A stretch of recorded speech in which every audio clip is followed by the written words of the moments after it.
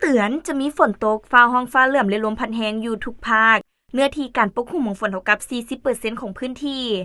กรมอุตุนิยมเร็วทกศาสตร์พยากรณ์อากาศวันที่24กุมภาพันธ์2026ว่า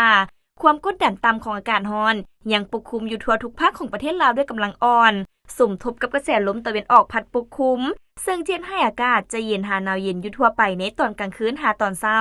ส่วนตอนบ่ายอากาศร้อนและจะมีฝนตกฟ้าห้องฟ้าเหลื่อมในดับคอยหาปานกลางอยู่บางท้องถิ่นพร้อมจะมีลมพัดแรงเป็นบางโอกาสอยู่ในแต่ละภา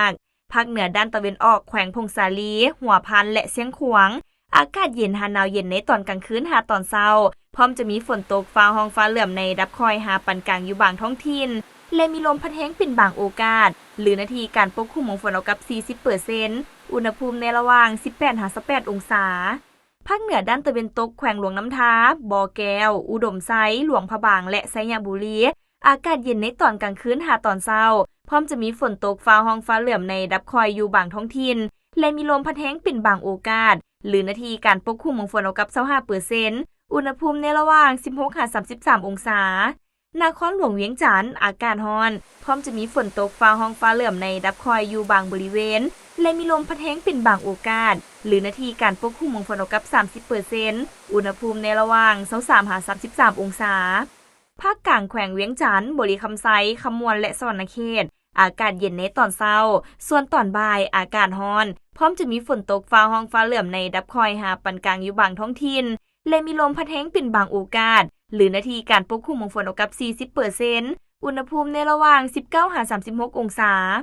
แขวงเซสมบูรณ์อากาศเย็นหาหนาวเย็นในตอนกลางคืนหาตอนเช้าพร้อมจะมีฝนตกในดับคอยหาปานกลางอยู่บางบริเวณและมีลมพัดแรงเป็นบางโอกาสหรือนาทีการปกคลุมของฝนเอากับ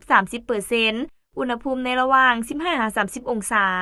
ภาคใต้แขวงสารวันจำปาสักเสกล่องและอัตตปืออากาศเย็นในตอนเช้าส่วนตอนบ่ายอากาศร้อนและจะมีฝนตกในดับคอยอยู่บางท้องถิ่นเพราะมีลมพัดแรงเป็นบางโอกาสหรือนาทีการปกคลุมของฝนเท่ากับ 15% อุณหภูมิในระหว่าง 21-37 องศาสำหรับเขตภูเพียงบริเวณอากาศเย็นหาหนาวเย็นพร้อมจะมีฝนตกในดับคอยอยู่บางบริเวณและมีลมพัดแรงเป็นบางโอกาสหรือนาทีการปกคลุมของฝนเท่ากับ 20% อุณหภูมิในระหว่าง 14-28 องศา